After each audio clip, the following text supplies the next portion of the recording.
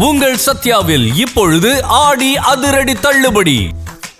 உங்களுக்கு ரொம்ப பிடித்த சொல் அப்படின்னா நீங்க என்ன சொல்வீங்க தமிழ்ல? எல்லாருக்கும் ஏதாவது ஒரு சொல் கண்டிப்பா பிடிச்சதுக்கு காரணமா இருக்கும். சில பேருக்கு சில பெயர் ரொம்ப அழகா பிடிச்சதா இருக்கும். ஆனா என்ன கேட்டீங்கன்னா, தமிழ்ல ரொம்ப ஒரு அழகான சொல் முயற்சி அப்படிங்கிற சொல் தான். திருக்குறளை எழுதிய திருவள்ளுவர் எந்த இடத்திலும் சமரசம் செய்து கொண்டதே இல்லை. ரொம்ப அழகா ஒவ்வொரு செய்தியை சொல்லும் போதும் அந்த 1.5 அடியில சொல்ல வந்த செய்தியை ரொம்ப அழகா சொல்லக்கூடியது அவருடைய வழக்கம். ஆனா அவரே கூட ஒரு ஆச்சரியப்படுற மாதிரி ஒரு குறளை நமக்காக கொடுத்திருக்கிறார். அது எங்க தெரியுமா? முயற்சிக்காக சொல்லும் போது அந்த குறளை சொல்றார். தெய்வத்தால் ஆகாதெனினும் முயற்சி தன் மெய்வருத்த கூடி தரும் அப்படின்னு சொன்னார்.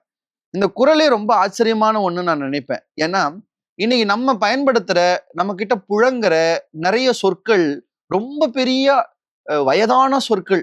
அதுல ஒண்ணு கூலிங்கிற சொல். நம்ம இன்னைக்கும் வீடு கட்டினாங்கன்னா கூலி கொடுத்தாச்சான்னு கேட்கிறோம்.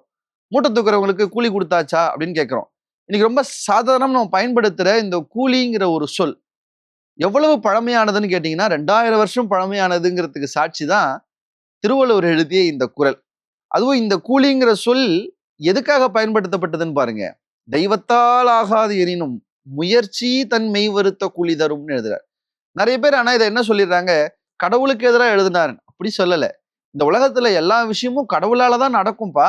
ஆனா கடவுளாலே கூட முடியாதுன்னு இருக்கிற விஷயங்கள் கூட நடக்கணும்னா உங்க முயற்சி அதை செய்ய முடியும்னு முயற்சியை கொண்டு வந்து கடவுளுடைய அருளுக்கு நிகராக வைக்கிற இடம் தான் திருவள்ளுவரை நம்ம உயர்த்தி பார்ப்பதற்கான ஒரு காரணமா இருக்கு. இந்த முயற்சிக்கு என்ன உதாரணம்னா, உலகத்துல இன்னைக்கு நம்ம பார்க்கிற சாதனையாளர்கள்லாம் வேணாம், திருவள்ளுவரே ஒரு பெரிய உதாரணம் தான். ஏன்னா திருவள்ளுவருக்கு முன்னாடி வரைக்கும் யாரும் அப்படி ஒரு திருக்குறள் எழுதுனது இல்லை. திருவள்ளுவருக்கு பின்னாடி யாரும் திருக்குறளை அவரை மாதிரி புகழ் வாய்ந்து இப்ப எழுத முடியல. அவர் பண்ண பெரிய முயற்சி என்ன தெரியுமா? எல்லாரும் வெண்பால எழுதும் போது சிந்தடின்னு சொல்லுவாங்க, அளவடின்னு சொல்லுவாங்க, நெடிலடின்னு சொல்லுவாங்க. அதாவது தமிழ்ல 4 லைன்ல 5 லைன்ல 6 லைன்ல 7 லைன்லன்னு ஏதாவது கவிதை எழுதுறது மரபு உண்டு. அப்படிதான் எழுதிட்டு இருந்தோம்.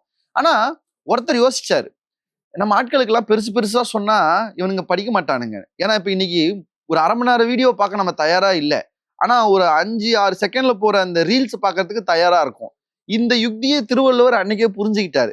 இவனுங்களுக்கு பக்கம் பக்கமா எழுதுனா ஒரு விஷயம் போய் சேராது, ரொம்ப ஷார்ட்டா சொன்னதான் போய் சேரணும் அப்படின்னு நினைக்கிறாரு. அப்போ தமிழ்ல இருக்கிற குறளடி அப்படிங்கிற யாப்பிலக்கணத்தை பயன்படுத்தணும்னு நினைக்கிறார். இதுவரை யாரும் பயன்படுத்தி வெற்றி அடையாத ஒன்றை நாம் செஞ்சா என்னன்னு ஒரு முயற்சியை திருவள்ளுவர் இறங்கினார். 7 சீர், அதுல எல்லா விஷயத்தையும் சொல்ல முடியுமா? முடியும்னு அவருடைய முயற்சியை நம்பினார். 1330 குறளையும் அந்த குறளடிங்கிற இலக்கணத்துக்குள்ள கொடுத்தார்.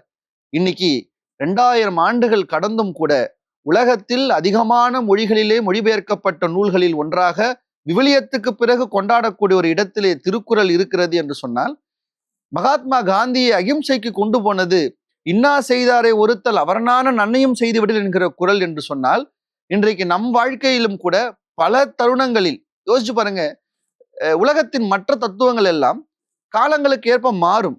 100 வருஷத்துக்கு முன்னாடி சொன்ன தத்துவம் இன்னைக்கு பொருந்தாது.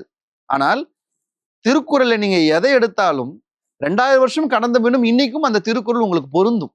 இல்லை இது இன்னைக்கு பொருந்தாதுன்னு சொல்லக்கூடிய குறளே இல்லைன்னா, இவ்வளவு பெரிய அசாத்தியமான ஒரு நூல் அமைப்பை திருவள்ளுவர் செய்தார் அப்படின்னா, தெய்வத்தால் ஆகாது எனினும் முயற்சி தன் மெய்வருத்த கூலி தரும் அப்படிங்கிற குறளில் முயற்சி இல்லை, திருவள்ளுவருடைய திருக்குறளே ஒரு பெரும் முயற்சியினுடைய வெற்றி தான் அப்படிங்கிறத பார்க்கும்போது அதுதான் நம்ம திருக்குறளினுடைய கம்பீரம், பெருமை. எதோ ஒன்னையுமே நம்ம வாழ்க்கையில புதுசா ஒண்ணு செய்யும் போது இது சக்சஸ் ஆகுமா, இதை செய்ய முடியுமா, இதுக்கு முன்னாடி யாருமே இதை செய்யலையே, நம்ம செஞ்சா இது வருமானு யோசிக்காதீங்க. யாரும் செய்யாத ஒன்றை புதிதாக சரியாக முயற்சியோடு செய்தால் 2000 ஆண்டுகள் கழித்தும் இந்த உலகம் அங்கீகரிக்கும் என்பதற்கு திருவள்ளுவரும் திருக்குறளுமே ஒரு சான்று. நன்றி.